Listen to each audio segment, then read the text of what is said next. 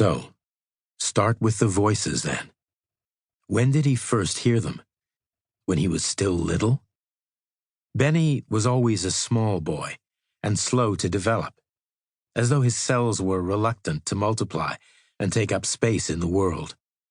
It seems he pretty much stopped growing when he turned 12, the same year his father died and his mother started putting on weight. The change was subtle, but Benny seemed to shrink as Annabelle grew, as if she were metabolizing her small son's grief along with her own. Yes, that seems right. So perhaps the voices started around then too, shortly after Kenny died. It was a car accident that killed him. No, it was a truck. Kenny O was a jazz clarinetist, but his real name was Kenji, so we'll call him that.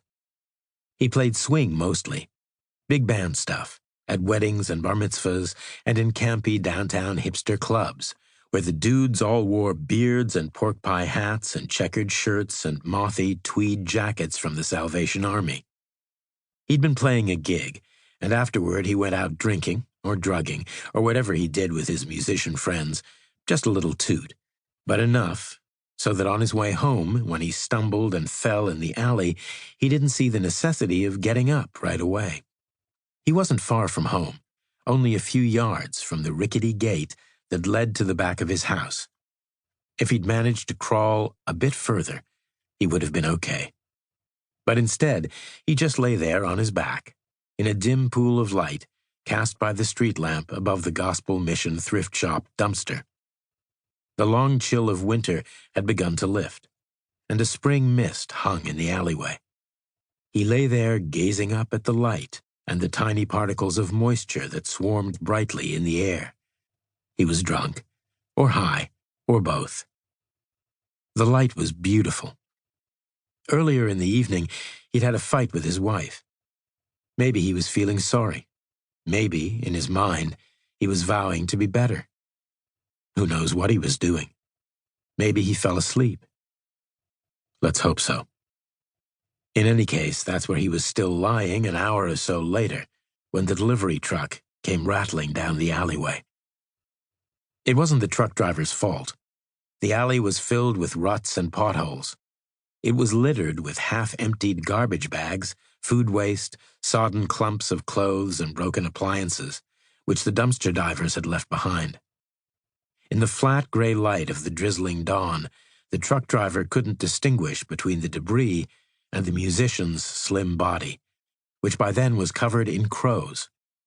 The crows were Kenji's friends.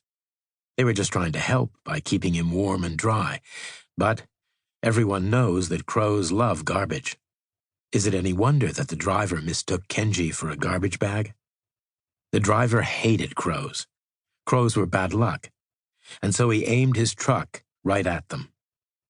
The truck was carrying crates of live chickens to the Chinese slaughterhouse at the end of the alleyway.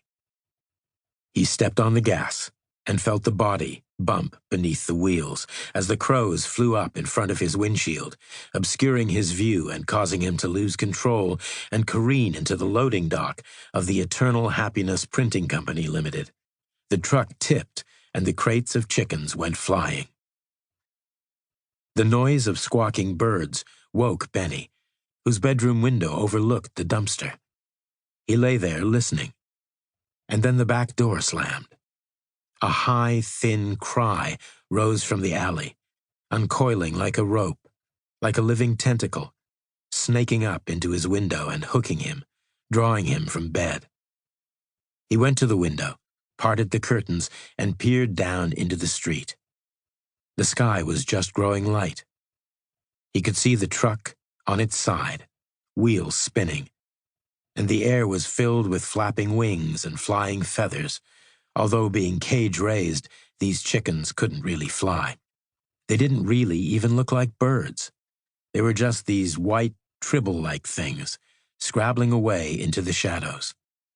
The thin cry tightened like a wire, drawing Benny's eyes to a spectral figure enveloped in a cloud of diaphanous white, the source of the sound, the source of his world, his mother, Annabelle.